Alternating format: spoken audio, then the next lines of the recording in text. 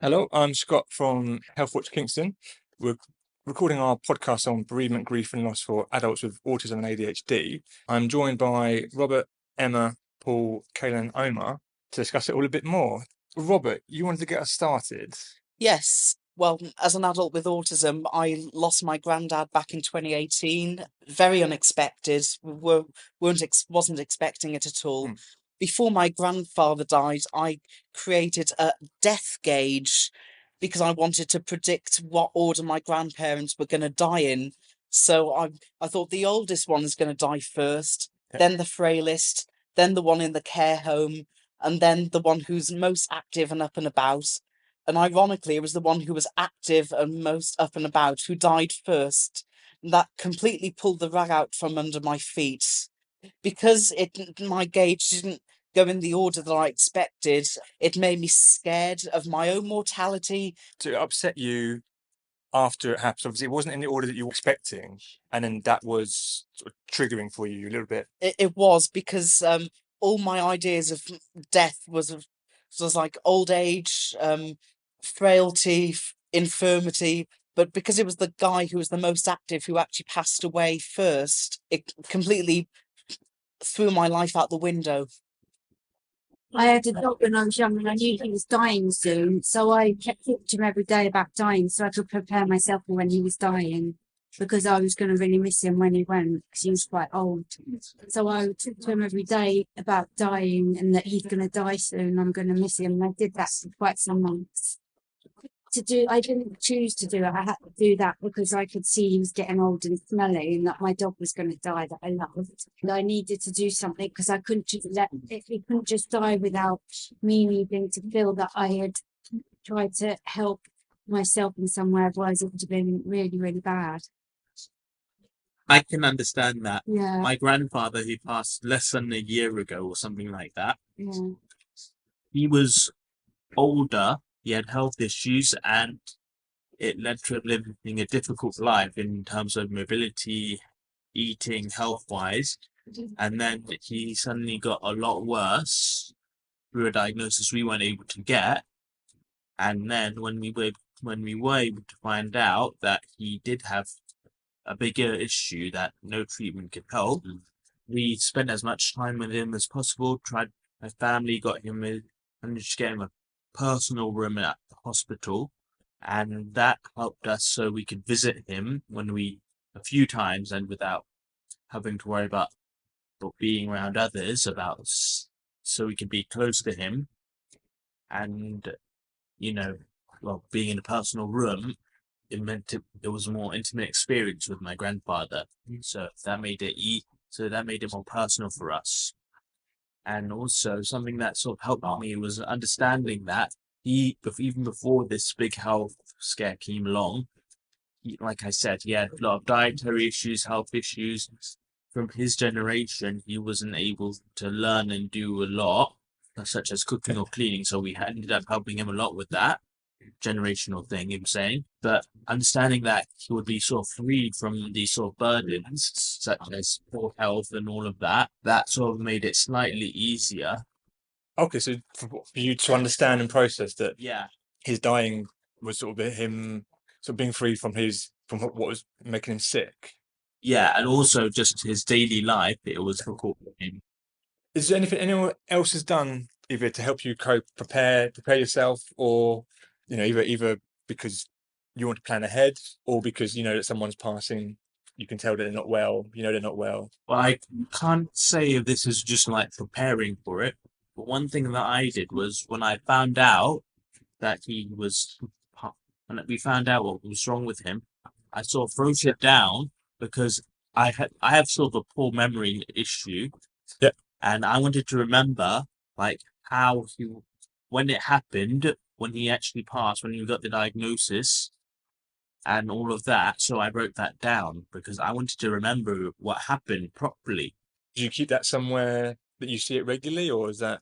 It's in my room, like on a sticky note. It's like the date when it happened on there and when the diagnosis was. Looking at that, I remember all the details, like sort of the diagnosis, and it makes it a lot easier to cope with. Actually, do remember that because I don't want to forget that it happened. And do you still have that sort of post-it note with the details? Yeah, And you see it now. Yeah. So like, I'm not saying that I was completely happy, but coping with it properly, then accepting it and accepting what was happening, but also seeing it from a different perspective as well. And doing what I can in my viewpoint to make sure I could deal with it in my own way. And also what I also did was sort of after he passed, and we went over after we finished all the emotional stuff, it was like I sometimes went to the room in the house. My grandfather lived with me along with my parents. Yeah. So he had a room in the house where my grandmother also lived there as well. So after he passed, I sometimes went into the room just, to think back and look back at the situation and look back at how he lived and all of that. Okay. Did you spend much time in his room if you'd like go in just to see his old room? Were you there for long? I spent like a few minutes or something like that.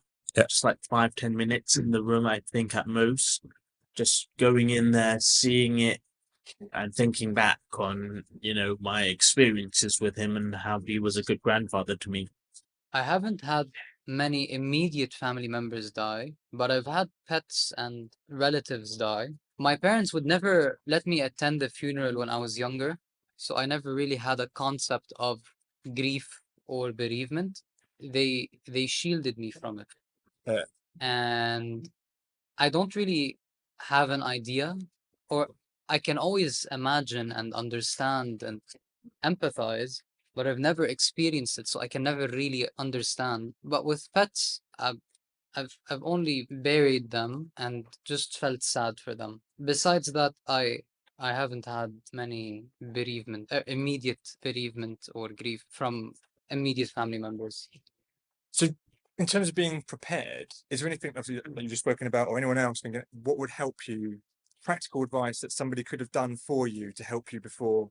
What I should have done, because I thought my death gauge would work. I thought I should have told my parents about my death gauge beforehand. Okay. Because they would have said, you can't gauge death. You can't predict what order anyone's going to die in. But because I thought my death gauge would work, because I'm on the autistic spectrum, it's a rigid gauge. So I really thought it would work. And when it didn't, I had to learn the hard way. And my grandfather taught me the biggest lesson, that you can't gauge death or predict who's going to die when. And just live your life, basically. Also, being on the autistic spectrum myself, I tend to fixate on numbers. My granddad was age 79 when he passed away. And ever since then, I've had a big hatred towards the number 79, because I associate that with the age that my grandfather died. All right. So, do you think there's anything that would help you with that number, or is that just that's how it is, and people need to appreciate? Well, the fact is, his wife, my grandmother, actually had her 80th birthday last year. That actually laid the ghost to rest at the 79. So and she's still with me. I'm very close to her, but I often talk to her about my granddad, and I also talk to my great aunt, my grandfather's sister, who I'm also very close to. When our first baby died, I focused more on all the medical things, because I was in hospital for about 5 days afterwards, and the nurses and medical staff didn't explain anything to me. So I was focused on the medical stuff and wasn't prepared for any of the other stuff and the pain and things of like physical. And then when I just walked out, they made us walk through the maternity ward where all the living babies were afterwards.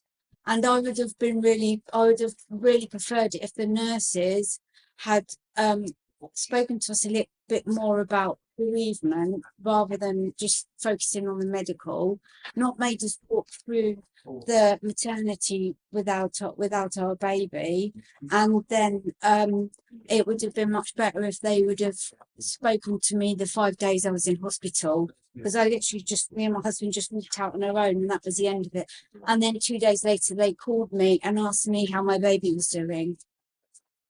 So I really would have liked the medical staff to have been more caring and not just focused on medical. I know that's what they're there for, but as an autistic person, I couldn't cope with the aftermath of all of that, and then suddenly contact stopped because the medical side was over, and then we were just left fending for ourselves, and there wasn't really anything anywhere we could go. Not signposted into sort of Kingston bereavement support or any. No, I was in Croydon then, and the nurses just said, it's all right, you can have some more soon. And I didn't understand what they were talking about. I didn't understand them. I didn't understand the things they were telling me. They didn't have anything written down to help with anything. So my memory was bad because I was tired, because I hadn't slept for days. So I didn't have anything written down, didn't have any conversations with us, and I didn't have a clue what was going on. I'd have liked more information or more help from the nurses. And yeah, like you say, in your head, you're very tired at the time. Yeah. So actually having something written down to take away and then see a few days later. Yeah, and then a follow-up or something. But yeah, it was very intense and then nothing. It was very confusing. Thank you for sharing that, Emma. I do have one thing that I'd like to say as well. Yeah. Basically, along with my grandfather passing, one thing that did help me was that the year before that, my own grandmother sort of passed away as well.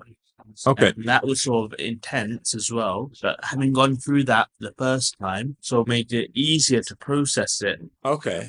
So that experience of bereavement before, Yeah. the next time it happened, you understood how you were going to feel. Since I'd gone through it once before, I was able to, if this happened, reminds me of that time. What I said about the keeping a note of how it when it happened, so I actually make sure to remember it. I actually did it with her first, my grandmother first. Well, thank you guys for your time, for sharing. Thank you very much.